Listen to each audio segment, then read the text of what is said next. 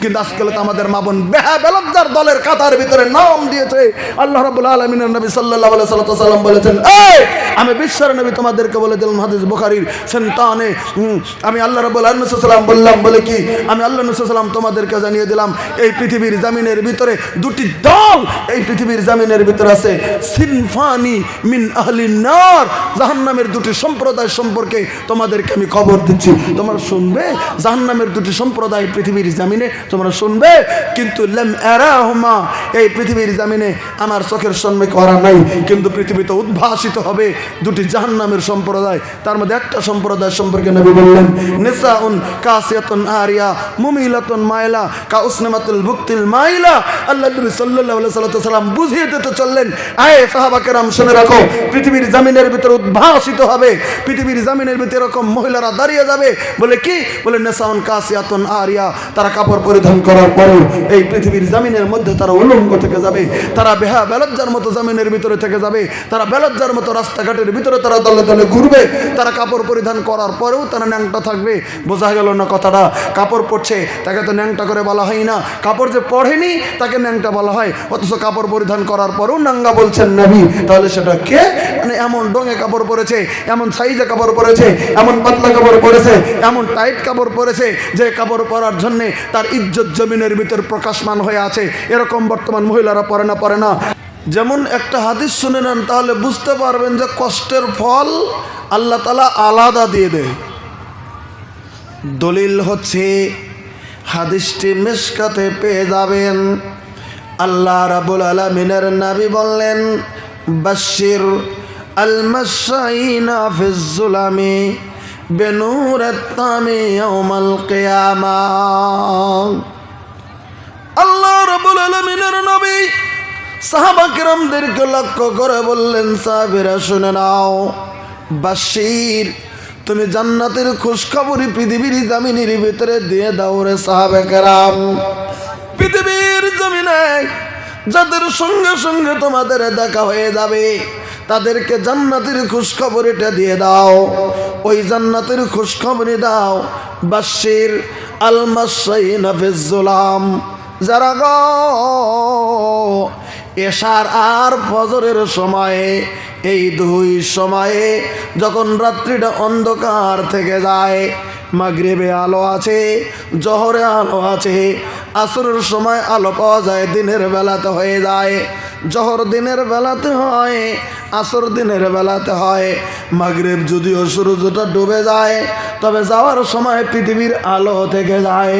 ওজন্যে কথা বলা হয়নি আন্ধারের কথা, কিন্তু রাত্রিতে দুটি নামাজ আদায় করা হয় যেখানে আন্ধার হয়ে যায়। একটা হচ্ছে এশারের নামাজ, আর একটা ফজরের নামাজ। বলেন কথা ঠিক নয়? এই দুটি নামাজের কথা আল্লাহ রাব্বুল আলামিনের নবী তাই প্রাইভেটে বলে দিলেন, স্পষ্টকরণ করে, সাহাবা কেরাম গো, বাশশির মানে খুশখবরি দিয়ে দাও জান্নাতের খুশখবর দিয়ে দাও। কি বদলা দেবেন আল্লাহ? আল্লাহ রাব্বুল আলামিনের নবী বললেন, আল মাশাইনা ফিজ যুলাম, যারা গো পৃথিবীর মধ্যে গো এশারের নামাজ আর ফজরের নামাজ অন্ধকারের মধ্যে চলে যায়, টর্চ লাইট চালিত করেনি, বাতি জ্বালায়নি, অন্ধকার হয়ে গেছে, তবু বাড়ি থেকে টর্চ লাইট নাই, নিজের কাছে নাই, রাস্তায় লাইনও নাই, হয়তো চন্দ্র তেমন রৌদ্র নাই, কিন্তু তিনি জানেন অত যতই অন্ধকার হোক না কেন গো, আমার বাড়ি থেকে একটু দূরে বা বাড়ির পাশে মসজিদ, আমি পায়ে হেঁটে হেঁটে হেঁটে হেঁটে হেঁটে হেঁটে আমি যাব, আর এশারের নামাজটা মসজিদের ভিতরে আমি আদায় করব। আল্লাহ রাব্বুল আলামিনের নবী বললেন, ওই এশারের আর ফজরের নামাজ অন্ধকারের ভিতরে যদি পায়ে হেঁটে কদম দিয়ে দিয়ে দিয়ে দিয়ে দিয়ে দিয়ে দিয়ে দিয়ে যদি যায়, আল মাশাইনা ফিজ যুলাম, অন্ধকারে যদি পায়ের কদম দিয়ে যদি যায় গো, আল্লাহ রাব্বুল আলামিনের নবী বললেন, বেনূরিত তামি ইয়াউমাল কিয়ামাহ, আল্লাহ রাব্বুল আলামিন এই পৃথিবীর অন্ধকারের পরিবর্তনে গো পরিবর্তন করে দিয়ে কঠিন কিয়ামতের দিন আর হাসরের ময়দানের রাস্তাটা এই অন্ধকারের পরিবর্তে আল্লাহ নূর দিয়ে পরিবর্তন করে দেবে। নারায়ে তাকবীর।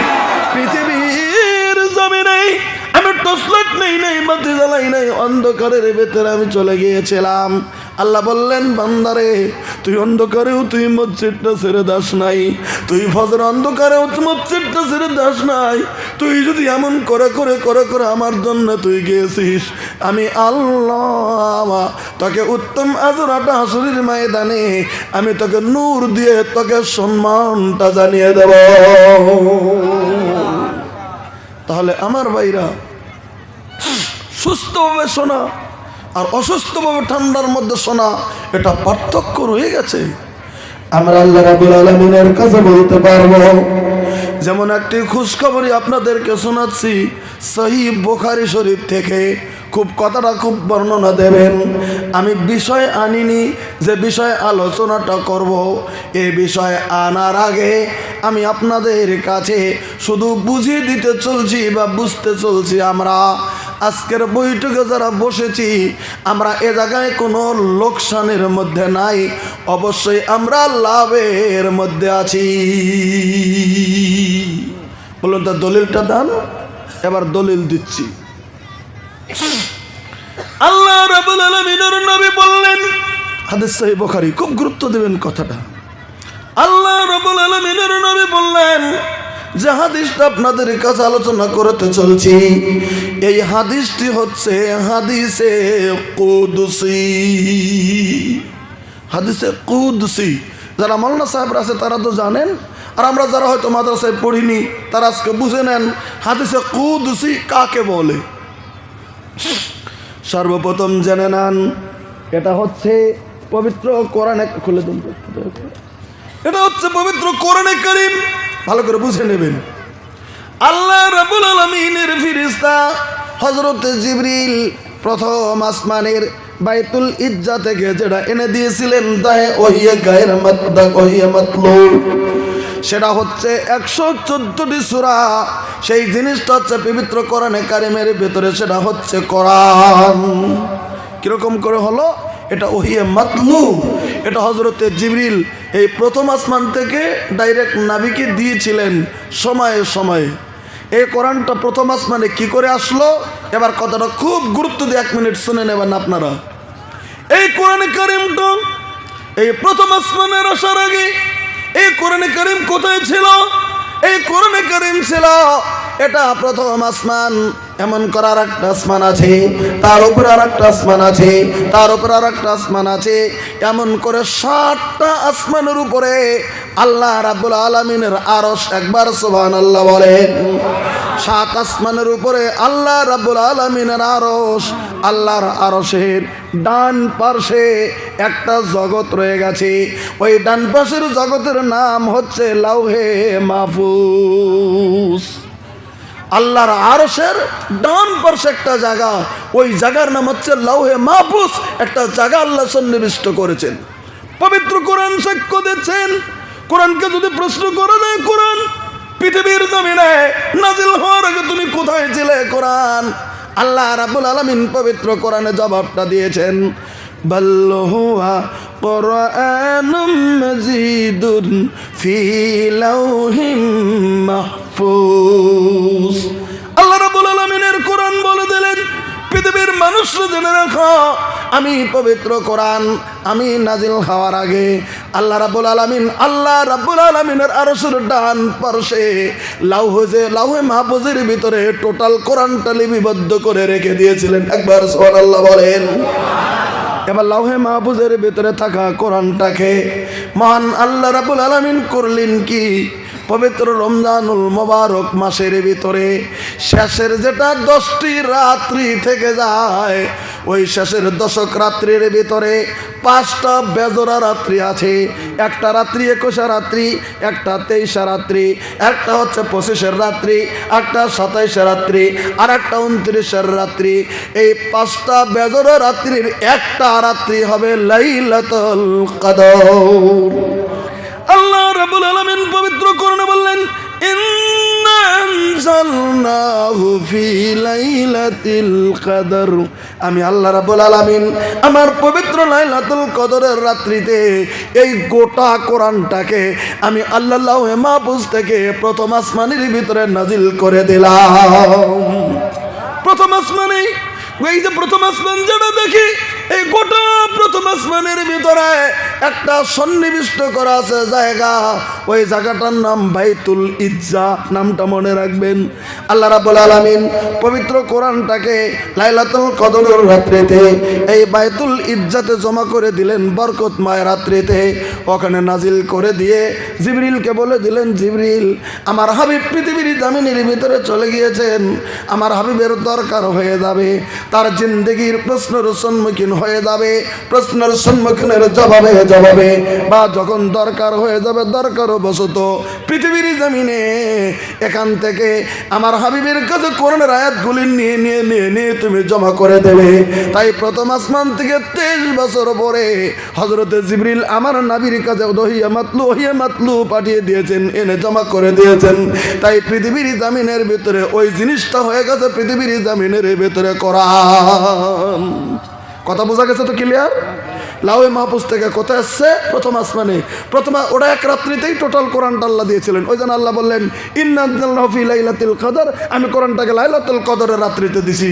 এবার তো আমরা দেখি করে নবীতে 23 বছর পরে নবীর কাছে কোরআন আসলো, আল্লাহ বলে যে এক রাইতে দিছি, তাহলে তো কথাটা বললো না। এক রাইতে কোথায় থেকে দিয়েছেন? লাউহে মাহফুজ থেকে প্রথম আসমানে এক রাত্রিতেই নাজিল করেছেন। আর জিবরিলকে বলেছেন এখান থেকে নিয়ে না তুমি নবীকে দিও, এখান থেকে এনে আল্লাহর নবীর কাছে 23 বছর পরে জিবরিল দিছিলেন। তাই 23 বছরে তার মাসুল হচ্ছে এই পৃথিবীর, আমাদের বিশ্বের, আমাদের মুসলিমের ইসলামের সংবিধান, চলার সংবিধান, সেটা হচ্ছে পবিত্র কোরআন। নারায়ে তাকবীর। যে কোরআনে সমস্ত নির্দেশিকা রয়েছে আমরা পৃথিবীতে কেমন করে চলবো, আমরা পৃথিবীতে কেমন করে খাবো, আমরা পৃথিবীতে কেমন করে উঠবো, আমরা পৃথিবীতে কেমন করে বসবো, আমরা পৃথিবীতে কেমন করে আল্লাহকে চিনবো, আমরা পৃথিবীতে কেমন করে আল্লাহর ইবাদত করবো, আমরা পৃথিবীতে মানুষ কেমন করে হব, পৃথিবী কি ছিল কি হবে, সব কিছু সন্নিবিষ্ট রয়েছে এই পবিত্র কোরআনে কারিমের মধ্যে। এবার আসুন, এই কোরআনে কারিমে আল্লাহ রাব্বুল আলামিন বিভিন্ন রকমের জিনিস বলেছেন। তাহলে আমি সেটা বলতে চাইনি, আমি বললাম যেটা আল্লাহ ডাইরেক্ট দিয়ে দিলেন ওহি, সেটা হলো কোরআন।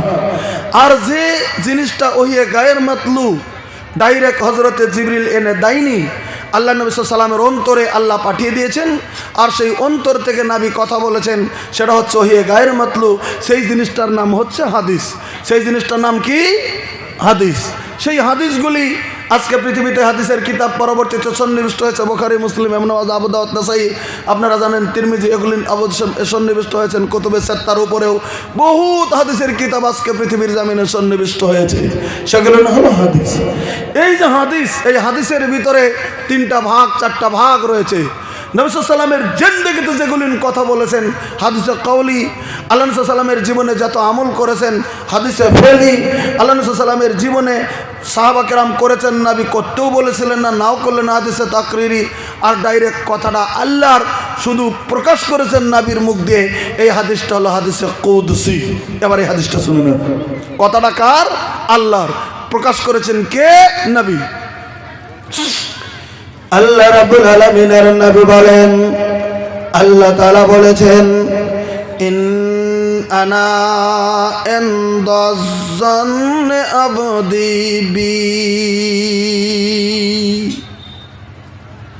আল্লাহ রাব্বুল আলামিনের নবী বললেন, আল্লাহ তাআলা বলেন, পৃথিবীর মানুষেরা শুনে নাও, আমি আল্লাহ রাব্বুল আলামিন, আমাকে তোমরা যেই মুহূর্তে যেমন ধারণা করো গো, আমি আল্লাহ রাব্বুল আলামিন তখন তোমাদের প্রতি তেমনই হয়ে যায়। একবার সুবহানাল্লাহ বলেন।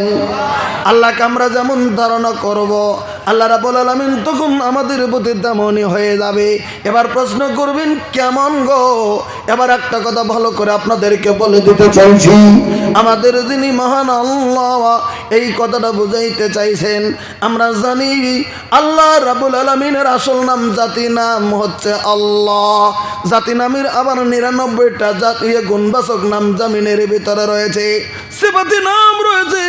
আমরা যেমন বাগদাদি কায়দার ভিতরে পড়েছি, ইয়া আল্লাহ, ইয়া রহমান, ইয়া রহিম, ইয়া মালিক, ইয়া খালিক, এই যে নামগুলি পড়েছি জামিনের ভিতরে, ভাই গো, এই 99টি নামের ভিতরে 2টি নাম উল্লেখ করা আছে। একটার নাম গাফুর, আর একটার নাম হচ্ছে গাফফার। আজকের জমিনে এই যে জায়গাতে তিনি জলসার ভিতরে বসেছে ভাই গো, মনে মনে মনে মনে মনে মনে মনে মনে যদি ধারণা করে নেই মাবুদ গো তোমাকে সন্তুষ্টির জন্য এই ঠান্ডার ভিতরে আরামের বিছনাকে হারাম করে দিয়ে আজকে জলসার ভিতরে বসে আছি গো আল্লাহ। মাবুদ গো আমি চলতে ফিরতে জীবনে অনেক গুনাহ করেছি গো আল্লাহ। আমি হাঁটতে গুনাহ করেছি, আমি চলতে গুনাহ করেছি, আমি চোখের দ্বারা গুনাহ করেছি, হাতের দ্বারা গুনাহ করেছি, পায়ের দ্বারা গুনাহ করেছি, কানের দ্বারা গুনাহ করেছি, জবানের দ্বারা পৃথিবীর জমিনের ভিতরে গুনাহ করেছি। গুনাহ করতে করতে মাবুদ গো গুনার সাগরের ভিতরে পৃথিবীর জমিনের ভিতরে আবডাবো খাচ্ছি গো আল্লাহ। ও মাবুদ তোমার জাতি নামের সঙ্গে যে 99টা সিফাতি নাম রয়েছে, ওই সিফাতি নামের ভিতরে তোমার একটা নাম গফুর আর একটা নাম গাফফার। মাবুদ গো আমাদের স্বভাবত জমিনের ভিতরে পাপ করা, কিন্তু মাবুদ গো তুমি না গফফার নাম দিয়েছো, তার মানে সব থেকে তুমি বেশি মাফ করার মতো ক্ষমতা তোমার কাছে রয়ে গেছে। আজকে জলসার ভিতরে দিনের নাসিহত শোনার পরে আমি তোমাকে গফফার ধারণা করেছি গো আল্লাহ। আমি যত জীবনে অন্যায় করেছি, আমি যত জীবনে পাপ করেছি মাবুদ গো আজকের জলসাতে তোমাকে গফুর গাফফার নামের গুণে তোমার কাছে ক্ষমা চাইতে শুরু করে দিচ্ছে গো আল্লাহ। তুমি দয়া করে আমার জীবনের তামাম গুনাহ তুমি মাফ করে দাও। আল্লাহ রাব্বুল আলামিনের নবী বলেন, আল্লাহ তখন বলে দিতেছেন রে পৃথিবীর বান্দারা, আমাকে যদি তুমি গফুর গাফফার যদি তুমি ধারণা করে নিয়ে আমার কাছে যদি তুমি মাফ চাও গো, আমি আল্লাহ রাব্বুল আলামিন তখন গাফফার হইয়া তোমার তামাম জীবনের গুনাহগুলি মাফ করে দেব। আজকের জমিনের ভিতরে অনেক মুরব্বী এসেছে যাদের বাবা নাই গো। আজ থেকে 10 বছর আগে এসেছিলাম, 15 বছর আগে আপনাদের এখানে এসেছি। অনেক মুরব্বী যারা জলসার প্যান্ডেলে ছিল ওই সমস্ত মুরব্বী আজকে নাই। কিছু মুরব্বী আজকে কবরের ভিতরে শুয়েছে, বলেন কথা ঠিক কিনা? আপনারা দেখেছেন আপনাদের কিছু মুরব্বী ছিল জমিনের ভিতরে, আজ থেকে 20 বছর আগে কিছু মুরব্বী জমিনের ভিতরে ছিল গো, কিন্তু তারা নাই, তারা কবরের ভিতরে আছে। আজকের জলসায় যদি ধারণা করিবি মাবুদ গো আমার কলিজার টুকরা বাবা ছিল পৃথিবীর জমিনের ভিতরে, আমার বাবা আমাকে কতই না পৃথিবীর জমিনে আদর করেছিল গো আল্লাহ। আমাকে লালিত পালিত করেছে, আমাকে মিষ্টির দোকানে বাবা বসিয়ে দিয়ে মিষ্টি খাই নাই, বাবা মিষ্টির দোকানের ভিতরে আমার মুখে মিষ্টি তুলে দিয়েছে। ঠান্ডার সময় দরদিনী বাবা গো নিজের কাপড় নাই, আমাকে গরম কাপড় কিনে দিয়েছে। ঈদের দিনে গরিব বাবা আমাকে নতুন কাপড় কিনে দিয়ে বাবা কাপড় পুরান কাপড় নিয়ে মাটির দিকে চলে যেত। ওই দরদের বাবা নাই, আমার বাবাকে আমি নিজ হাতে কবরের ভিতরে তুলে দিয়েছি, শুয়ে দিয়েছি। মাবুদ গো আজকে তোমার দিনী আলোচনার জন্য আজকে একটা জলসায় উপস্থিত হয়ে গেছি আল্লাহ। তোমার না গফুর নাম আছে, তোমার না গফুর নাম আছে। আমি তার সন্তান হয়ে তোমার কাছে আমার জীবনের সমস্ত নেকামলের দরিয়তে তোমার কাছে সারেন্ডার করতেছি গো আল্লাহ। আমার বাবা কবরে দেখার মতো শক্তি নেই গো আল্লাহ। আজকের জলসা থেকে তোমাকে মনে মনে মনে মনে বলছি, আমার বাবার জীবনের গুনাহ মাফ করে দিয়ে কবরের দরজাটা তুমি জান্নাতের দরজার সঙ্গে তুমি মিলিয়ে দাও। মহান মাবুদের কাছে খেলে যন্ত্র করে নেই। আজকের জমিনে চোখের এক ফোঁটা পানি ফেলানোর পরে যদি মহান মাবুদের দরবারে যদি বলে দিতে পারি, আল্লাহ রাব্বুল আলামিন বলেন তখন আমি গফুর গফফার হইয়া আমি আল্লাহ রাব্বুল আলামিন তোমার বাবা মার জীবনের গুনাহ মাফ করে দেব। একথা আমি বলিনি, একথা আল্লাহ রাব্বুল আলামিনের নবী বলেছেন, আনা ইনদা যন্নি আবদি বি। আল্লাহ বলেন আমার বান্দা আমাকে তুমি যেমন ধারণা করে নাও আমি আল্লাহ রাব্বুল আলামিন তখন তেমনই হয়ে যাই। 2 নম্বর আল্লাহ রাব্বুল আলামিন বললেন ওয়ানা মাহু ইজা যাকারানি। আল্লাহ রাব্বুল আলামিন বলে দিলেন বান্দারে আমাকে যখন তুমি ডাকো, আমাকে যখন তুমি ডাক দাও, আমাকে যখন তুমি স্মরণ করো, আমাকে যখন তুমি ডাকতে শুরু করে দাও, আমি আল্লাহ রাব্বুল আলামিন তোমার তখন সঙ্গী হয়ে যাই। চলে একবার সুবহানাল্লাহ বলেন। হাদিস বুখারী শরীফের নবী বললেন ওয়ানা মাহু, আমি তখন ওর সঙ্গে হয়ে যাই, আমি তখন তাহার সঙ্গী হয়ে যাই, আমি তখন তাহার সঙ্গী হয়ে যাই যখন ইজা যাকারানি, আমার বান্দা যখন আমাকে ডাকতে শুরু করে দেয়। আর একবার সুবহানাল্লাহ বলেন। তাহলে বান্দা, আমরা বান্দা হয়ে আল্লাহকে যখন ডাকতে শুরু করি, আল্লাহর রহমত তখন আমাদের সঙ্গী হয়ে যায়। আবার সুবহানাল্লাহ বলেন। এবার তৃতীয়বারে বললেন, فإن ذكرني في نفسي ذكرته فإن ذكرني في نفسه ذكرته في نفسي। আল্লাহ রাব্বুল আলামিন বলে দিলেন, বান্দারা রে, পৃথিবীর জমিনের ভিতরে কোন বান্দা যদি তার দিলের দ্বারা যখন আমাকে ডাকতে শুরু করে দেয়, স্মরণ করতে শুরু করে দেয়, আমি আল্লাহ তখন আমার নফসের দ্বারাতে ডাইরেক্ট ওই বান্দাকে স্মরণ করতে শুরু করে দেই। এবার আসেন, আজকের জামিনে যেমন একটা জালসা দিয়েছি, আজকের জামিনে একটা বৈঠক দিয়েছি, আজকের জামিনে একটা বৈঠকখানা করেছি, আজকের জামিনে একটা দিনে আলোচনা মাহফিল দিয়েছি। এই কথাটা নবী উচ্চারণ করেছেন আজ থেকে 1450 বছর আগে।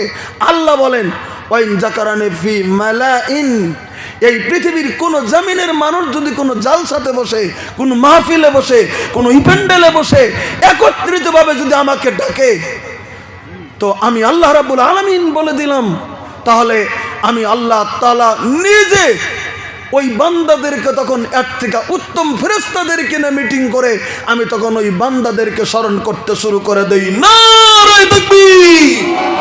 আজকের মেহফিলে স্মরণ করব আমরা আল্লাহকে, আর আল্লাহ রাব্বুল আলামিন ফেরেশতা দিয়ে জালসাতে স্মরণ করব আমাদেরকে। এর থেকে কি আর কথা আছে? হাদিস বুখারী শরীফের। আল্লাহ তাআলা আমাদেরকে কবুল করুক। একটু আল্লাহুম্মা আমিন বলেন। এবার আসুন আমার ভাইরা, এই পবিত্র কোরআনে কারিমে একটা কথা হচ্ছে ভাই, আচ্ছা একটা কথা বুঝি না, আমরা সারা জীবন ভাই এমনি অন্যান্য দিনে হাট বাজার থাকলে বাজার করি না ভাই? এটা জবাব দেবেন, করি না? এটা উত্তর দান জোরে করে করি না? করি। তাহলে একটা দিনই জালসা দিয়েছি, আমরা যদি বাজারে না যাই একটা রাত্রি, বা আমরা যদি বাজার না করি, আমাদের চলবে না? চলবে না? চলবে। এই হাদিসটি আছে, আপনাদেরকে আগে শোনাচ্ছি, তারপরে আমি নসিহত আরম্ভ করতে চলছি। শুনে নেন, বাজারটা কত সুন্দর জিনিস, কত সুন্দর জিনিস বাজার। আপনারা খুব ভালো করে বুঝে নেবেন। মেশকাত শরীফে হাদিসটি আসছে, আল্লাহ নবী সাল্লাল্লাহু আলাইহি সাল্লাম স্পষ্টকরণ করেছেন। আপনাদের অনেকের ঘরে বাংলা মেশকাত আছে, আরবি মেশকাত আছে। মেশকাত শরীফের হাদিস নাম্বার 741 নম্বর হাদিস, মেশকাতের সিরিয়াল 741 নম্বর হাদিসে আল্লাহ নবী সাল্লাল্লাহু আলাইহি সাল্লামের একটা কাহানা আছে। ভালো করে গুরুত্ব দিয়ে শোনেন, বাজারটা কেমন জিনিস পৃথিবীর জামিনে। আল্লাহ রাব্বুল আলামিনের নবীর একজন সাহাবী, তার নাম হযরতে আবু উমামা। উনি বর্ণনা করে বললেন, ওয়ান আবি উমামা রাদিয়াল্লাহু তাআলা আনহু, হযরতে আবু উমামা উনি বর্ণনা করে বললেন পৃথিবীর জমিনে ক্বালা, উনি বললেন, ইন্না হাবরাম মিনাল ইয়াহুদে সালান নবী সাল্লাল্লাহু আলাইহি ওয়াসাল্লাম। ভাইগো, আমরা যেমন বিভিন্ন সময়ে আমাদের মৌলভী সাহেবদেরকে, আমাদের মুফতি সাহেবদেরকে পৃথিবীর জামিনের ভিতরে বিভিন্ন প্রশ্ন করি বিভিন্ন মাসলা সম্পর্কে, ওই সময় পৃথিবীর জামিনে আল্লাহ রাব্বুল আলামিন আমাদের নবীকে যখন নবুয়তি দান করে দিলেন, নবী যখন নবীর ঘোষণা দিয়ে দিলেন, পৃথিবীর অন্যান্য মানুষগুলিন কিছু মানুষগুলিন মেনে নিয়েছে, ইহুদি নাসারারা মেনে নিতে পারেনি। আপনারা জানেন এখনো পৃথিবীর মার্কেটে ইহুদিদের সঙ্গে কত জঞ্জাল জামিনের ভিতরে চলছে। আপনারা তো জানেন ফিলিস্তিনের মাটিতে আর ইসরায়েলের মাটিতে কি দ্বন্দ্বই না জামিনের ভিতরে চলছে, বলেন কথা ঠিক কিনা? তো ফিলিস্তিন হচ্ছে মুসলিম রাষ্ট্র আর ইসরায়েল হচ্ছে ইহুদি রাষ্ট্র, এটা আপনারা জানেন না? আচ্ছা যারা বলেন জানেন না? হ্যাঁ, সেই যুগ থেকে ইহুদি আল্লাহ রাব্বুল আলামিনের নবুয়তকে স্বীকার করে নিতে চায়নি। আল্লাহ রাব্বুল আলামিনের নবীকে নবী বলে পৃথিবীর জামিনের ভিতরে তারা মেনে নিতে চায়নি। বিভিন্ন সময়ে আমার নবীকে পৃথিবীর জমিনের ভিতরে তারা পরীক্ষা করেছে। এবার একটা কথা সুন্দর করে বুঝে নেন। একবার ইহুদির বিরাট বড় পণ্ডিত, মানে ইহুদির আলিম, তার তৌরিত পড়া ছিল, তার ওই যে জাবুর পড়া ছিল, ইনজিলও পড়া ছিল, পৃথিবীর জামিনে বিভিন্ন ঐশ্বরিক কিতাব তার জামিনের ভিতরে স্টাডি করা ছিল। ওই ইহুদির পণ্ডিত বিরাট বড় আলিম আল্লাহ রাব্বুল আলামিনের নবী সম্পর্কে রিসার্চ শুরু করে দিয়েছেন। মুহাম্মদ গো, আসলে তো অরিজিনাল নবী না ডুপ্লিকেট নবী, এটা পরীক্ষা করবে পৃথিবীর জামিনে। বিরাট ইহুদির পণ্ডিত কুটকুট কুটকুট কুটকুট করে চলে এসছে মক্কাতে। এসে বলতেছেন আল্লাহ নবী সাল্লাল্লাহু আলাইহি ওয়াসাল্লামকে দেখা করেছেন, এই আব্দুল্লাহর ছেলে, তুমি কি আসলে তো নবী? আল্লাহ নবী সাল্লাল্লাহু আলাইহি ওয়াসাল্লাম সৎ মেজাজে বলেছেন, হ্যাঁ, আল্লাহকে আমাকে নবী করেছেন। একবার সুবহানাল্লাহ বলেন, আরো জোরে বলেন। আল্লাহ আমাকে নবী করে পাঠিয়ে দিয়েছেন।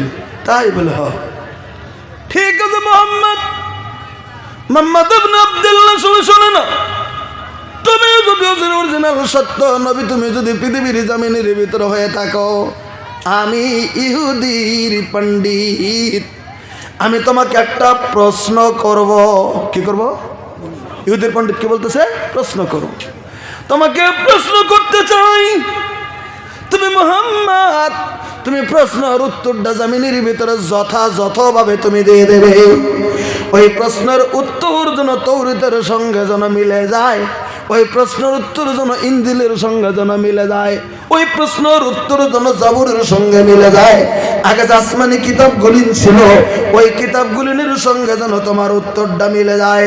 যদি মিলে যায় তাহলে ভাববো তুমি অরিজিনাল নবী, আর যদি উত্তর না মেলে তাহলে আমি বুঝে নেব তুমি ডুপ্লিকেট নবী।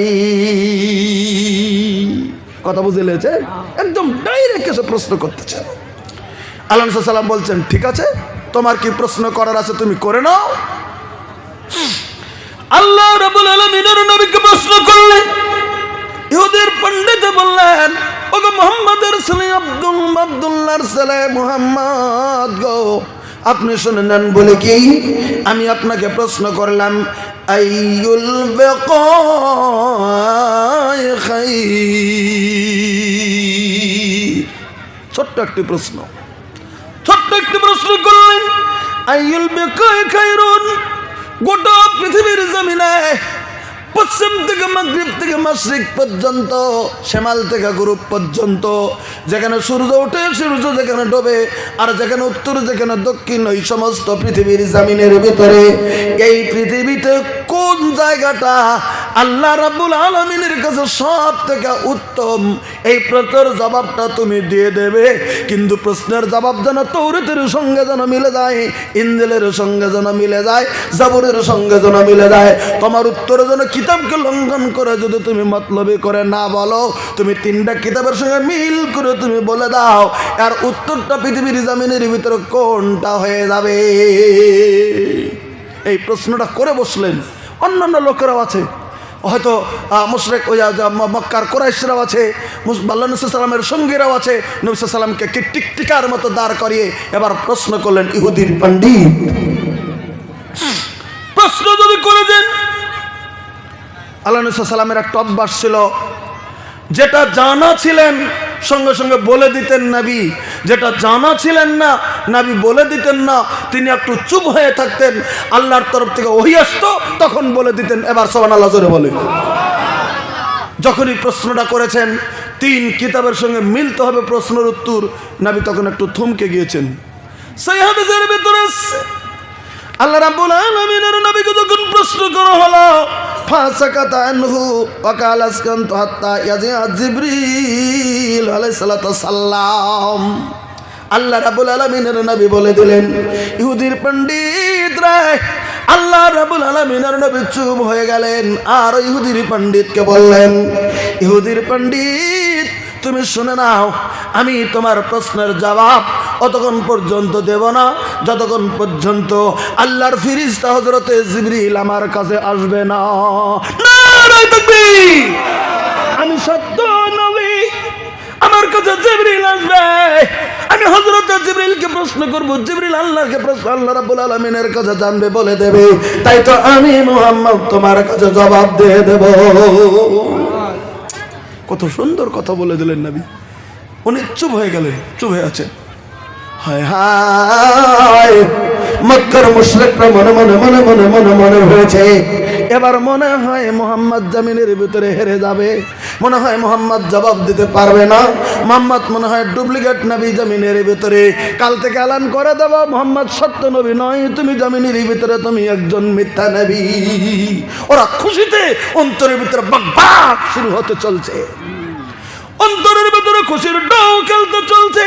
সেকেন্ডের ভিতরে হযরত জিবরিল আমিন আল্লাহ রাব্বুল আলামিনের নবীর কানের কাছে হাজির। জোরে সুবহানাল্লাহ বলেন, আরেকটু জোরে সুবহানাল্লাহ বলেন। হযরত জিবরিল আল্লাহ রাব্বুল আলামিনের নবীর কানের কাছে উপস্থিত। নবী জি গো, কি হয়েছে? আপনি এমন করে আপনি চুপ কেন রয়ে গেছেন? কি হয়েছে আপনার? হযরত জিবরিলকে তখন আল্লাহ রাব্বুল আলামিনের নবী বলে দিলেন, রে জিবরিল, এই যে এই প্রশ্ন করেছে ইহুদির পণ্ডিত, তিনটা কিতাবের সঙ্গে মিল করে উত্তর দিয়ে দিতে হবে। আমি নবীজি তাই তোমার কাছে বলছি, তুমি বলে দাও গোটা পৃথিবীর জামিনের ভিতরে কোন জায়গাটা সব থেকে আল্লাহ রাব্বুল আলামিনের কাছে উত্তম। এই প্রশ্নের উত্তর যেন তিনটা কিতাবের সঙ্গে যেন মিলে যায়। তাই হযরত জিবরিল বলে দিলেন। তখন জিবরিল বলছেন, ফাকাল মাল মাসউল আনহা বিআলামা মিনাস সাইল। নবী গো, যে প্রশ্নটা আমাকে করলেন আমি জিবরিল এই প্রশ্নের উত্তর জানি না। দেখলেন সমস্যাটা, দেখেন জিবরিল বলে দেন আমি জানি না, আমার থেকে আপনি ভালো জানার কথা, আপনি তো ভালো জানার কথা, আমি এই উত্তর আপনার কাছে দিতে পারবো না আল্লাহ রাব্বুল আলামিনের নবী। তবে দেরি করে আপনি একটু অপেক্ষা করেন, 1 সেকেন্ড দেরি করেন গো নবীজি, আমি যাব মহান প্রভুর কাছে, আল্লাহ রাব্বুল আলামিনের কাছে। নারে তাকবীর! কার কাছে যাব? আল্লাহর কাছে যাব আমি। আপনি অপেক্ষা করেন 1 সেকেন্ড, সেকেন্ড মিনিটের কথা যাবেন না, 1 সেকেন্ড অপেক্ষা করেন, আমি যাব মহান আল্লাহ রাব্বুল আলামিনের কাছে। আমি রাব্বুল আলামিনের কাছ থেকে জবাবটা লইয়া আমি আপনার কানে কানে কানে কানে জবাবটা দিয়ে দিতে চলছি। ঠিক আছে, তুমি চলে যাও, যাও। আল্লাহ রাব্বুল আলামিনের কাছে গেলেন, আল্লাহর কাছে বললেন, আপনার হাবিব এমন প্রশ্নের সম্মুখীন হয়েছে গো আল্লাহ। রাব্বুল আলামিন সঙ্গে সঙ্গে জিবরিলের কাছে জবাবটা দিয়ে দিলেন, তুমি যাও যাও জিবরিল, তুমি যাও আমার হাবিবের কাছে তুমি জবাবটা দিয়ে দাও। সঙ্গে সঙ্গেতে আল্লাহ রাব্বুল আলামিনের কাছ থেকে জবাব লইয়া হযরতে জিবরিল আল্লাহ রাব্বুল আলামিনের নবীর কাছে চলে এসেছেন। প্রশ্ন করেন, জবাবটা নিয়ে আসার পরে আল্লাহ রাব্বুল আলামিনের নবীকে জিবরিল এবার বলতেছেন, কানে কানে টাচ টাচ করে বলতেছেন, ইয়া মুহাম্মদ, এই মুহাম্মদ, হ্যাঁ মোহাম্মদ সাল্লাম আল্লাহর নবী, তুমি শুনে নাও। বলে কি? প্রশ্নের জবাব দেওয়ার আগে বলতেছেন, ইন্নী দানাউতু মিনাল্লাহি দুনুবান মা দানানতু মিনহু কাত্তান। নবী গো, আল্লাহ রাব্বুল আলামিন আমাকে যেদিন থেকে পৃথিবীর জমিনের ভিতরে যেদিন থেকে সৃষ্টি করেছেন, আজকে প্রশ্নের জবাবের জন্য আল্লাহ রাব্বুল আলামিনের আমি অত নিকটে গিয়েছিলাম, আমাকে সৃষ্টির পর আমার জীবনে আমি কোনোদিনই আল্লাহ রাব্বুল আলামিনের এত নিকটে কোনোদিন যাই নাই। আচ্ছা, আপনাদের অসুবিধা হয়েছে কি? খুব তো ঠান্ডা লাগছে আমি বুঝতেছি ভাই, তবে দূর থেকে এসছি, একটু 2-4টা কথা বলি নাকি? আপনারা অসুবিধা মনে করেন না? একটু ধৈর্য ধরে থাকবেন তো? আচ্ছা, আমি একটাও বাইরে কথা আপনাদের কাছে বলতে চাবো না। আমি যতটুকু কোরআন হাদিস থেকে আল্লাহ আজকে বলার তৌফিক দেব আমি বলবো, বাইরে কথা বলে সময় নষ্ট করতে চাইছি না আমি। এবার ভালো করে শুনে নেন জিবরিল কি বললেন। বললেন, আমি এই প্রশ্নের জবাব নেওয়ার জন্যে আল্লাহর অত নিকটে গিয়েছিলাম, আমার গোটা জিন্দেগিতে পৃথিবীতে যেদিন থেকে আমাকে আল্লাহ সৃষ্টি করেছেন আমি আমার জীবনে অত নিকটে মা দানাও তোহা কাত্তুন বলেছেন সেই হাদিসে, আমার জীবনে আমি অত নিকটে জীবনেও যাইনি।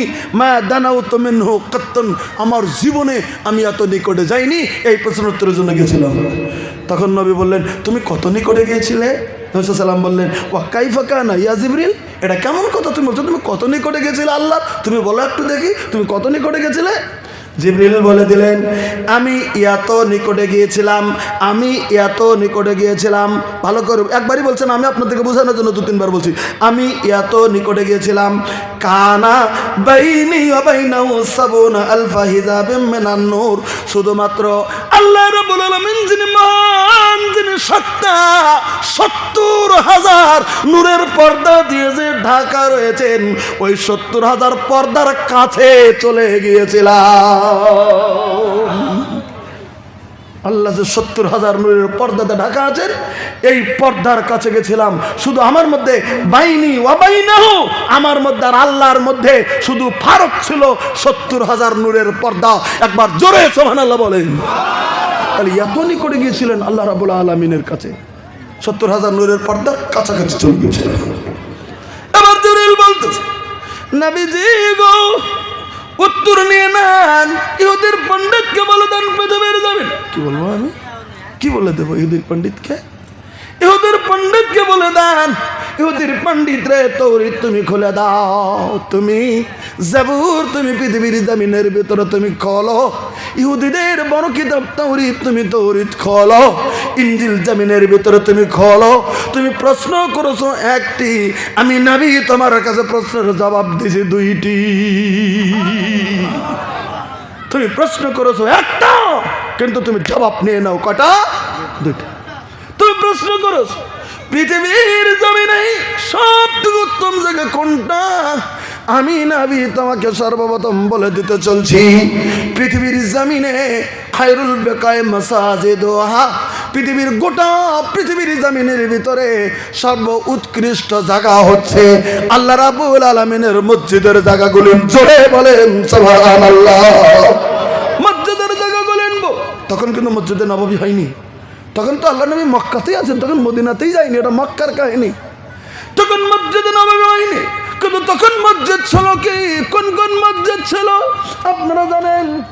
আল্লাহ রাব্বুল আলামিন বলে দিয়েছেন পবিত্র কোরআনে, ইন্না আউওয়ালা বাইতিন উযিয়া লিন-নাস লাল্লাযী বিবাক্কাতা মুবারাকাও ওয়া হুদাল লিল আলামিন। আল্লাহ রাব্বুল আলামিন তেলাওয়াত করে বুঝিয়ে দিলেন, পৃথিবীর মানুষেরা রে, আমি আল্লাহ রাব্বুল আলামিন পৃথিবীর জমিনে মানুষের ইবাদত করার জন্য গোটা পৃথিবীর জমিনে সর্বপ্রথম যেটা ইবাদতখানা সৃষ্টি করে দিয়েছিলাম, ওটা দিয়েছিলাম মক্কাতুল মুকাররমায়, আমার কাবা। জোরে বলেন সুবহানাল্লাহ। পৃথিবীর সর্বপ্রথম যেটা মসজিদ, ওই মসজিদটা কাবা। এখন যারা হজে চলে যান, এখন যারা ওমরায় চলে যান, অনেক মানুষ ওমরায় বর্তমান জানা যায় না, ওমরা করতে যাই বর্তমান পৃথিবীর জমিনে খানা কাবা, যেটা মোবাইলের ভিতরে বর্তমান দেখতে পারেন, টিভির ভিতরে দেখতে পারেন, কাবার যেটা চত্বর, কাবার যেটা হেরেম, ওটাই পৃথিবীর জমিনের ভিতরে সর্বপ্রথম ইবাদতখানা। হযরত আদম আলাইহিস সালামের পরে ইবাদতখানাটা পৃথিবীতে আল্লাহ তাআলা মসজিদ বানিয়ে দিয়েছেন। 2 নম্বরে আল্লাহ তাআলা বলে দিলেন পৃথিবীর জমিনে 2 নম্বর মসজিদ হচ্ছে সুবহানাল্লাযী আসরা, সুবহানাল্লাযী আসরা বিআবদিহি লাইলাম মিনাল মসজিদিল হারাম ইলাল মসজিদিল আকসা। আল্লাহ রাব্বুল আলামিন বলে দিলেন পৃথিবীর জমিনে 2 নম্বর যেটা মসজিদ গোটা পৃথিবীর জমিনের ভিতরে আমি আল্লাহ রাব্বুল আলামিন ঘোষণা করে দিলাম, একটা হচ্ছে মসজিদ হারাম, সেটা জমিনের ভিতরে হচ্ছে কাবা। আর 2 নম্বর মসজিদ আকসা, বর্তমান ইহুদিরা জেরুজালেমের মাটিতে যেটা দখল করে রেখে দিয়েছে, যার জন্য আজকে বিশ্বব্যাপী যার জন্য যুদ্ধ বিগ্রহ হচ্ছে, সেটা হচ্ছে মসজিদ আকসা। একথা আল্লাহ বলে দিলেন আমার নবীকে একটা বরকতময় রাত্রিতে মসজিদ হারাম থেকে আমি উঠিয়ে নিয়ে মেরাজের রাত্রিতে একটা কয়েকটা সেকেন্ডের ভিতরে মসজিদ আকসার ভিতরে নিয়ে হাজিরি করে দিয়েছিলাম। জোরে বলেন সুবহানাল্লাহ। আল্লাহ রাব্বুল আলামিনের নবীকে উম্মাহানি তার স্ত্রী উম্মাহানির ঘরে থেকে, আল্লাহ রাব্বুল আলামিন তার স্ত্রীর ঘরে থেকে, একজন স্ত্রীর ঘরে থেকে আল্লাহ রাব্বুল আলামিনের নবীকে উঠিয়ে নিয়ে আল্লাহ রাব্বুল আলামিনের নবীকে নিয়ে গেলেন আল্লাহ তাআলা সামান্য সময়ের ভিতরে নিয়ে গেলেন মসজিদ আকসার ভিতরে। মসজিদ হারাম কোথায়? মক্কা। আর কোথায়? সেই যে ফিলিস্তিন, কোথায় সেই জেরুজালেম, সেই কোথায় হয়ে গেছে সেই জেরুজালেম, ইসরাইল কোথায় রয়ে গেছে? 500 কিলোমিটারের থেকে বেশি রাস্তা। আল্লাহ রাব্বুল আলামিনের নবী, আল্লাহ রাব্বুল আলামিনের নবীকে সামান্য মিনিটের ভিতরে এখান থেকে লইয়া ওই জায়গার ভিতরে আল্লাহ রাব্বুল আলামিনের নবীকে নিয়ে যাওয়ার পরে সে জায়গায় নবীকে স্বাগতম জানানোর জন্য একজন নয়, দুইজন নয়, হযরত আদম আলাইহিস সালাম থেকে শুরু করে লইয়া ঈসা রুহুল্লাহ পর্যন্ত সমস্ত নবী রাসূলের রূহগুলিনকে সেখানে মানব আকৃতি ধারণ করে দিয়া আল্লাহ তাআলা মসজিদে আকসার ভিতরে হাজিরি করে রেখে দিয়েছিলেন। জোরে বলেন সুবহানাল্লাহ। তারা স্বাগতম জানানোর জন্য তারা মসজিদ আকসার ভিতরে রেডি হয়েছিলেন। 1,23,999 জন নবী এবং রাসূল সেখানে আমার নবীকে সেখানে স্বাগতম জানাবে, সেখানে রেডি হয়ে আছেন। এবার সবাই কাতার বন্দী হয়ে আছে। হাদিসের ভিতরে বয়ান চলে এসেছে, কাতার বন্দী হয়ে 1,23,999 জন নবী রয়ে গেছে, কিন্তু ইমামের মুসাল্লাটা খালি। আল্লাহ বলে দিয়েছেন আমার হাবিব সাইয়্যিদুল মুরসালিন, আমার হাবিব সমস্ত নবীদের সর্দার। একবার জোরে সুবহানাল্লাহ, আরো জোরে বলে। আমাদের নবী পৃথিবীর জমিনে 1,24,000 নবী রাসূলের ভিতরে এসেছেন সর্বশেষে, কিন্তু আল্লাহ বলে দিলেন আমার নবীজি সাইয়্যিদুল মুরসালিন, আমার নবীজি সমস্ত নবী রাসূলদের সর্দার, আমার আখেরি নবী মুহাম্মদুর রাসূলুল্লাহ সাল্লাল্লাহু আলাইহি ওয়াসাল্লাম সমস্ত নবীদের সর্দার। তাহলে সর্দারকে তো সম্মান করতে হবে, সর্দারকে তো মানুষ ইমাম বানায় পৃথিবীর জমিনে। সর্দার থাকতে যিনি ইমাম, তার পেছনে অন্যান্যরা নামাজ পড়ে। তাই 1,23,999 জন নবী রাসূল রেডি হয়ে আছে। ইন্দামিন সময়ে আমার নবীকে ওই জায়গার ভিতরে জিবরিল নিয়ে গেলেন। নবী দেখছেন সব কাতার বন্ধ হয়ে আছে, আছে ইমামের মুসাল্লা খালি রয়ে গেছে। হযরতে জিবরিল আমিন আল্লাহ রাব্বুল আলামিনের নবীকে এই পাকনাটা ধরে বললেন চলুন চলুন, এগিয়ে চলুন। নবী যেতে চাই না যেখানে হযরত আদম আলাইহিস সালাম রয়েছে, যেখানে মুসা কালিমুল্লাহ রয়েছে, যেখানে ইব্রাহিম খলিলুল্লাহ রয়েছে, যেখানে হযরত ইউসুফ আলাইহিস সালাম রয়েছে, যেখানে হযরত ইউনূস আলাইহিস সালাম রয়েছে, যেখানে হারুন আলাইহিস সালাম রয়েছে, যেখানে জমিনের ভিতরে গো বড় বড় নবী রাসূলগুলিন রয়েছে। কেমন করে নবী যাবে? কিন্তু জিবরিল মানলেন না, তার ডান পাকনাটা ধরে টেনে নিয়ে ইমামের মুসাল্লায় আমাদের নবীকে দাঁড় করিয়ে দিয়েছে। নবীজি গো আপনি 2 রাকাত নামাজ পড়েন, করাকাত 2 রাকাত নামাজ পড়েন গো নবীজি। আমাদের নবীজি মেরাজের রাত্রিতে মসজিদ আকসার ভিতরে 2 রাকাত নামাজ পড়লেন। আর 1,24,999 জন নবী আমার নবীর পিছনে মুক্তাদি হইয়া সেদিন নামাজ পড়ে সমস্ত নবী আমাদের নবীদের সর্দার সেদিন প্রমাণ করে দিয়েছে। আমার ভাইরা, তারপর ওখান থেকে নবীকে মেরাজের ভিতরে নিয়ে যাওয়া হয়েছিল। আমি আপনাদের কাছে বলছিলাম 2 নম্বর পৃথিবীর জমিনে যেটা মসজিদ, সেটা মসজিদে আকসা। জেরুজালেমের বাইরে জেরুজালেমের কার মসজিদ, সেটা বাইতুল মুকাদ্দিস বা বাইতুল মাকদিস বা মসজিদ আকসা। ওটাই হচ্ছে পৃথিবীর জমিনের ভিতরে ওই যে 2য় মসজিদ। তাই আল্লাহ রাব্বুল আলামিন গোটা পৃথিবীর মানুষকে জানিয়ে দিয়েছিলেন।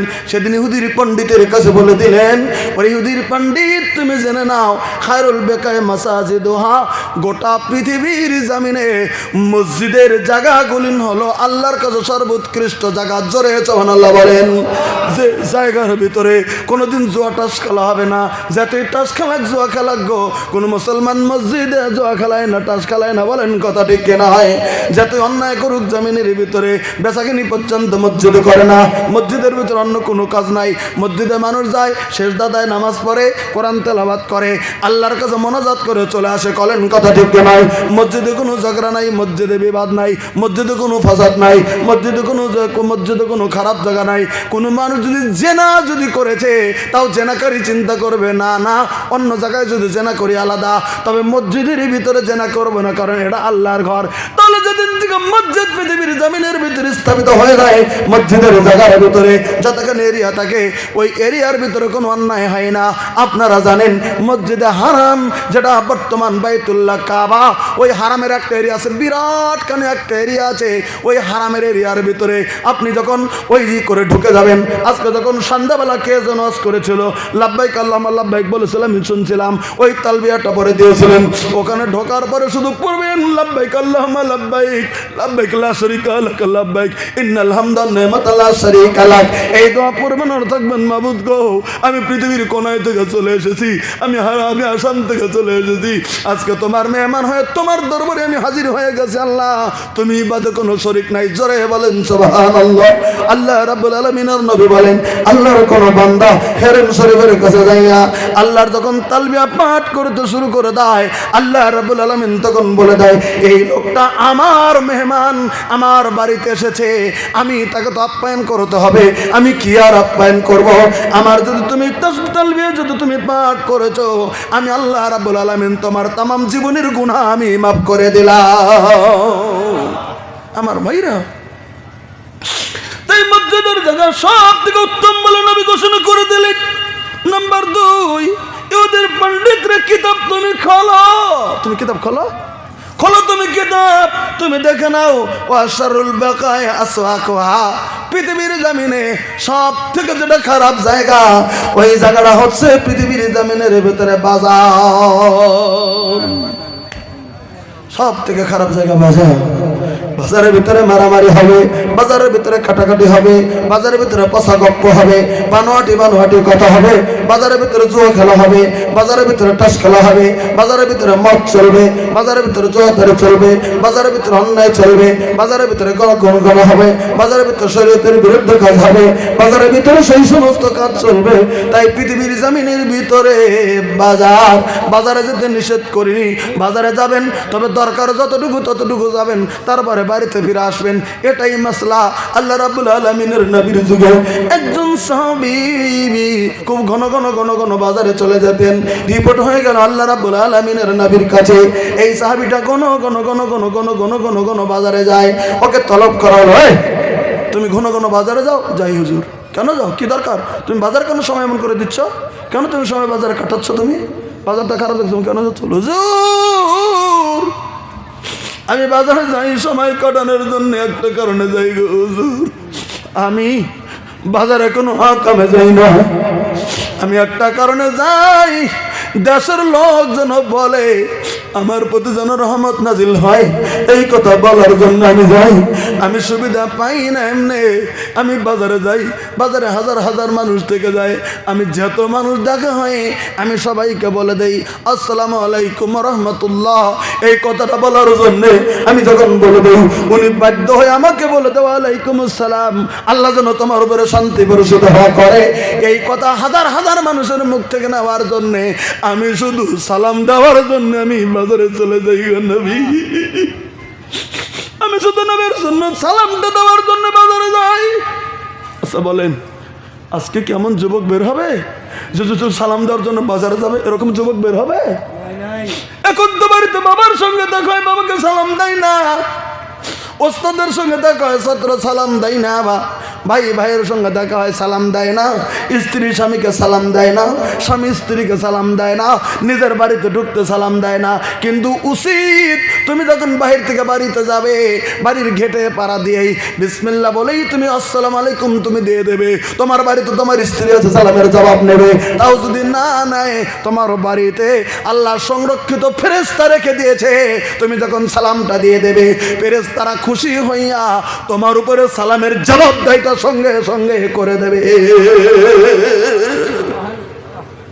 আজ থেকে বলেন তো, একটা লোক হাত তোলেন তো, যে কাল থেকে আমার বাড়িতে ঢুকতে আমি আসসালামু আলাইকুম দেবো। একটা লোক দেখে হাত তোলে। সত্যি সত্যি বললেন না? নারায়ে তাকবীর। একটা আমল দিলাম আজকে, বাড়িতে ঢুকতে সালাম দেবেন, এটা আল্লাহ নবীর সুন্নাহ, আল্লাহ তাআলার অর্ডার। বাড়িতে ঢুকতে সালাম দেবেন। একটা মাসলাটা তো আপনারা জানেন, নিজের বাড়িতে ঢুকতে সালাম তো দেবেন, হঠাৎ করে যদি অন্যের বাড়িতে যান সালাম দেবেন না? দেবেন না? অন্যের বাড়িতে গেলে সালাম সারা আবার সারা যদি ঢুকে যান, আল্লাহ রাব্বুল আলামিনের ফরমানের নাফরমানি করেছেন। বলবেন কেন বললেন? এ কথা হাদিস নয় যে মুফতিরা পার্থক্য করে দেবে, দলিলটা বলে কম বেশি আছে। না না না, এটা পবিত্র কোরআনের দলিল। আল্লাহ রাব্বুল আলামিন বলে দিলেন, বলে কি, ইয়া আইয়ুহাল্লাযিনা আমানু লা তাদখুলু বুয়ুতান গায়রা বুয়ুতিকুম হাত্তা তাস্তানিসু ওয়া তুসাল্লিমু আলা আহলিহা। দেখেন কত সুন্দর করে বলে দিলেন, এই তোমার নিজের স্ত্রীর রুমটা সারা পৃথিবীর কোন বাড়ির ভিতরে যদি তুমি প্রবেশ করতে চাও, আগেই তুমি হুপ হুপ করে ঢুকে যাও না, আগে তুমি গুপ করে ঢুকে যাও না, আগে তুমি হুম করে ঢুকে যাও না। তাহলে প্রশ্ন করবেন, কি করবেন? তুমি দরজার ভিতরে তুমি দাঁড়িয়ে যাও, দরজার ভিতরে তুমি দাঁড়িয়ে যে তুমি ওই লোকটাকে তুমি আওয়াজ দিয়ে দাও, ঘরের ভিতরে তুমি টক টক করো, অত সাল্লিমু আলাইহা। সেটা যদি মুসলিমের যদি বাড়ি হয় তাহলে তুমি সেখানে তুমি সালাম দিয়ে দাও। আসসালামু আলাইকুম ভাইজান আছেন? আসসালামু আলাইকুম ভাইজান আছেন? আসসালামু আলাইকুম ভাইজান আছেন? 3 বার সালাম দিলেন, উত্তর আসলো না। আপনি ওখান থেকে ঘুরে বাড়ির দিকে চলে যান, যাতে ইমার্জেন্সি খবর নিয়ে গেছেন, কি উত্তর যদি না আসে, আপনি ওই বাড়ির ভিতরে বিনা উত্তরে বাড়িতে ঢোকার পারমিশন আল্লাহ রাব্বুল আলামিন নিষিদ্ধ করে দিয়েছেন। না না না, ওই বাড়ির ভিতরে তুমি ঢুকতে পারো না। সালাম দিয়ে দিলেন, যখন ভিতর থেকে উত্তরটা নিয়ে নেবে, বাড়ির বৌমাটা সাবধান হয়ে যাবে, বাড়ির মহিলাটা সাবধান হয়ে যাবে। পুরুষ নাই যদি মহিলা থাকে, আস্তে করে বলে দেবে, আমার স্বামী নাই, আমার অমুক নাই, আপনি পরবর্তীতে আসবেন, আস্তে করে বলে দেবে। বা একটু এগিয়ে এসে বলে দেবে, আজকে বাড়িতে নাই, কে ছিলেন, পরবর্তীতে চলে আসবেন। এই অপেক্ষায় যদি বলে দেয়, ওখান থেকে ফিরে আসবেন। কিন্তু ঢুকবুত করে হুব্বুত করে সালাম নাই, গলার আওয়াজ নাই, বেহায়া লজ্জার মতো করে আপনার স্ত্রীর রুমটা ছাড়া পৃথিবীর কারোই রুমে ঢোকার অনুমতি আল্লাহ রাব্বুল আলামিন দেয় নাই।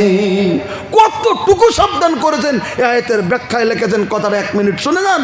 আল্লাহ রাব্বুল আলামিন নবী সাল্লাল্লাহু আলাইহি ওয়াসাল্লামের কাছে একটা যুবক দাঁড়িয়ে বলেন, হুজুর গো, আমার বাড়িতে আমার মা আছে, আমার মার কাছে যেতে গেলে সালাম দিতে তো বলে, তুমি সালাম দিয়ে যাবে। আমরা, হুজুর আমি যে মার আমি খিদমতগার, আর যে বাড়িতে কেউ নাই, তো সালাম সালাম দিয়ে যেতে হবে। তারপর হুজুর আমি যে সবসময় আর ওষুধ পানি এটা ওটা দিই, তাও কি দিতে হবে? আল্লাহ সাল্লাম তখন বলেন, এই 3 বারের মতো আল্লাহ সাল্লাম বলেন, এই তুমি কি তোমার মাকে উলঙ্গ দেখতে চাও? না, আমি উলঙ্গ দেখতে চাই না। এটা তো আমি কোনো মুহূর্তে চাই না আমার মা উলঙ্গ আমি দেখবো। বলে তাহলে মার রুমে গেতেও তুমি সালাম দিয়ে দেবো। বলে কেন? বলে মা বিছানায় শুয়ে আছে, তোমার বৃদ্ধা মা বিছানায় শুয়ে আছে, মাথার কাপড় পরে আছে, শরীরের কাপড় পরে আছে, মা জানে না বুঝে নিয়ে শুয়ে আছে। তুমি যদি ডাক ছাড়া সালাম ছাড়া যদি তুমি ঘুপপুত করে ঢুকে যাও, তোমার মার যদি বুকের কাপড়টা আড়াল হয়ে হয়ে থাকে, আর তুমি গেলে তুমি লজ্জা পাবে, ওই জন্য মার রুমে গেতেও তুমি সালাম দিয়ে যেও। মার রুমে গেতেও যদি সালাম দিয়ে যেতে হয়, অন্যের রুমে ঢুকতে যদি দেহের মতো ঢুকি, তাহলে কত বড় নাফরমান পৃথিবীর জামিনে একটা মুসলিম হয়ে করেছি। কথাটা কি খেয়াল করেছেন? খেয়াল করিয়েন। ও জন্য অন্যের ঘরে যাওয়া যাবে না সালাম ছাড়া। আমাদের মা বোন তো কেমনি বেহাবলজ্জামি এই পৃথিবীর জামিনে বেশি চলেছে, বলেন কথা ঠিক কি নয়? এমনি তো আজকের দিকে আমাদের মা বোন পর্দা করতে চাই না। আপনাদের এখানে কেমন আছে জানি না, বর্ডার এলাকা, আসাম বেঙ্গল বর্ডার, কিন্তু আজকাল তো আমাদের মা বোন বেহাবলজ্জার দলের কাতার ভিতরে নাম দিয়েছে। আল্লাহ রাব্বুল আলামিনের নবী সাল্লাল্লাহু আলাইহি ওয়াসাল্লাম বলেছেন, এই আমি বিশ্বের নবী তোমাদেরকে বলে দিলাম, হাদিস বুখারীর সন্তানে, আমি আল্লাহ রাব্বুল আলামিন সাল্লাল্লাহু বললাম, বলে কি, আমি আল্লাহ নবী সাল্লাল্লাহু তোমাদেরকে জানিয়ে দিলাম, এই পৃথিবীর জামিনের ভিতরে 2টি দল এই পৃথিবীর জামিনের ভিতরে আছে।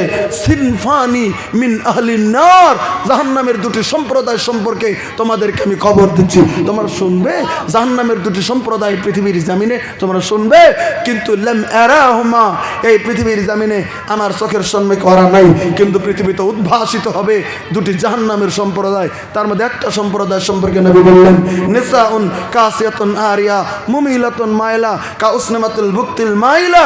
আল্লাহ নবী সাল্লাল্লাহু আলাইহি ওয়াসাল্লাম বুঝিয়ে দিতে চললেন, আয়ে সাহাবা কেরাম শুনে রাখো, পৃথিবীর জামিনের ভিতরে উদ্ভাসিত হবে, পৃথিবীর জামিনের ভিতরে এরকম মহিলারা দাঁড়িয়ে যাবে।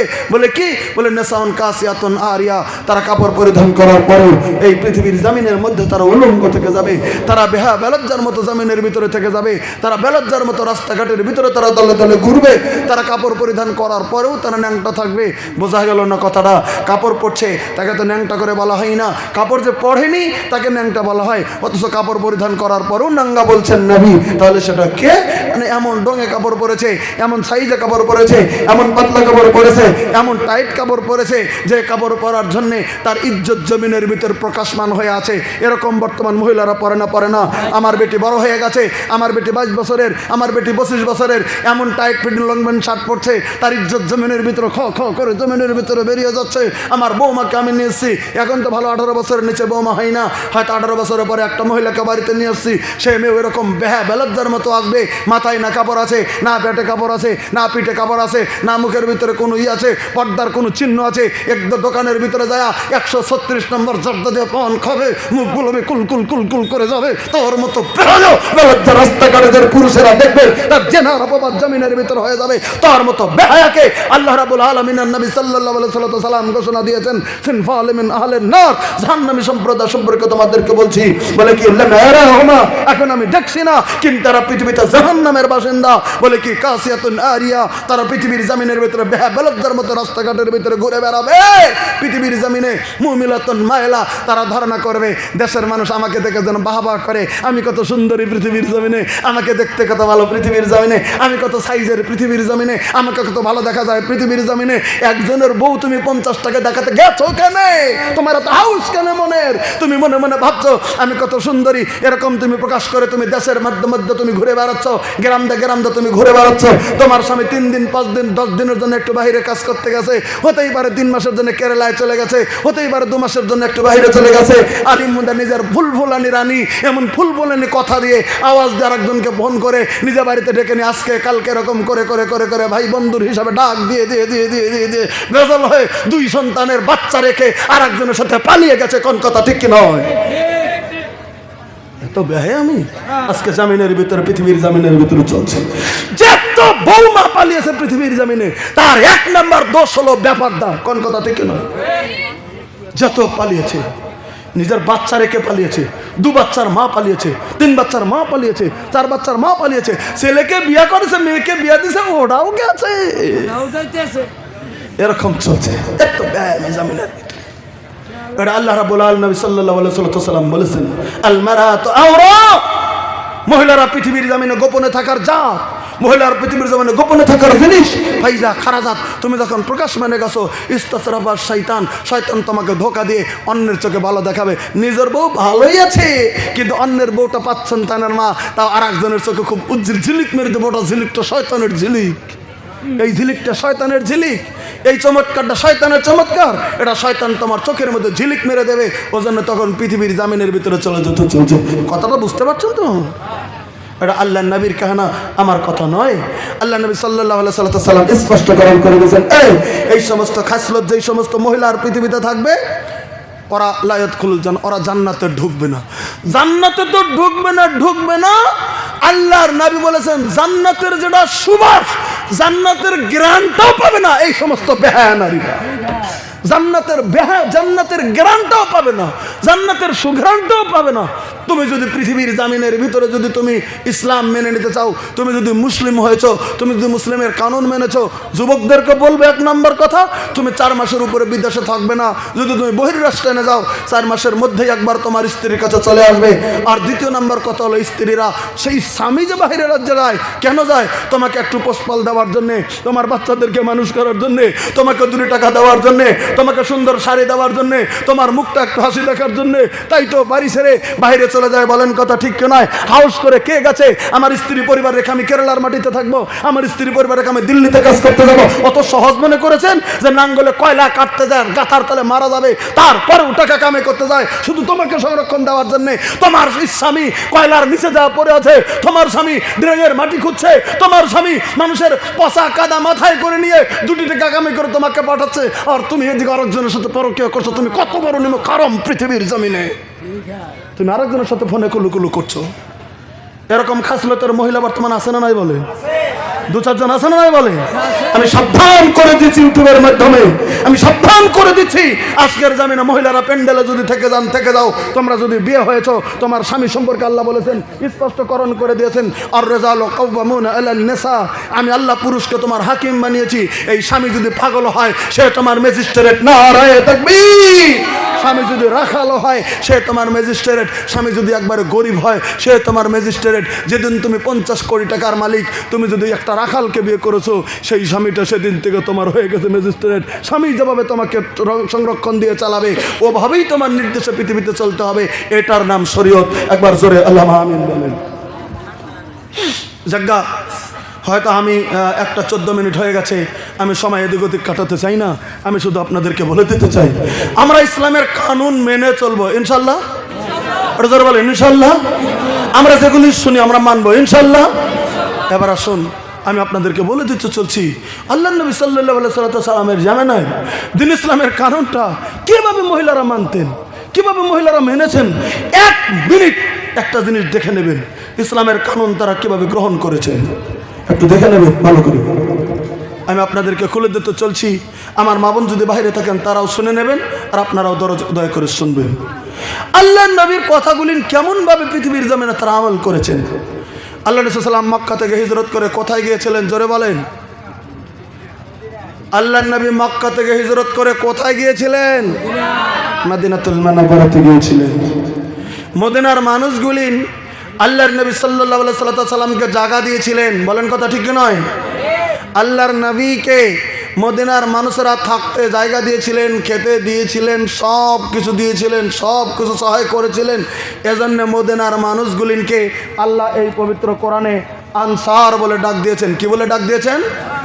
যারা বলেন কি বলে ডাক দিয়েছেন? আনসার। মানে আনসার শব্দের অর্থ হচ্ছে সহায়কারীর দল। এই পৃথিবীর জমিনে আল্লাহর নবীকে ইসলামের জন্যে সাহাবীদেরকে মক্কা থেকে যারা হিজরত করে চলে গেছেন তাদেরকে সহায় করেছেন, এজন্য আল্লাহ তাআলা তাদেরকে ডাক দিয়েছেন আনসার। আর মক্কা থেকে স্ত্রী পরিবার ছেড়ে নিজের জায়গা ছেড়ে সব কিছু ছেড়ে যারা হিজরত করে চলে গিয়েছিলেন মদিনায় তাদেরকে বলা হয়েছে মুহাজির। তাদেরকে বলা হয়েছে মুহাজির, হিজরতকারী। আর যারা মদিনায় জায়গা দিল তাদেরকে বলা হলো আনসার, সহায়কারী। এবার একটা কথা আপনাদের কাছে বলে দিতে চলছি, তাই বলে যেন মনে মনে আপনারা ভাবেন না যে মদিনাতুল মুনাওয়ারাতে এত মানুষকে সহায় করেছে, মদিনায় মনে হয় গরিব মানুষ ছিল না। এটা যদি ধারণা করেন তাহলে ভুল। মদিনাতুল মুনাওয়ারাতেও গরিব মানুষ ছিল, মদিনাতুল মুনাওয়ারাতেও গরিব মানুষ ছিল। ভালো করে বুঝে নেন, সুন্দর করে এটা শুনে নেবেন আমার ভাইরা। মদিনা হিজরত করে যাওয়ার পরে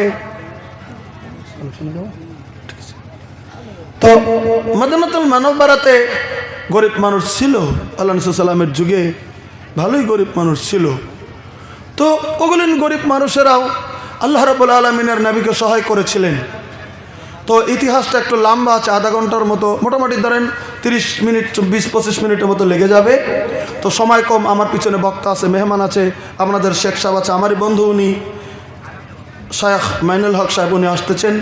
তো আমি লম্বা করতে চাইছি না। আমি এলাকায় কোনোদিন যদি আসি আমাকে মনে করিয়ে দেবেন, এই ইতিহাসটা আমি আপনাদের কাছে বলবো।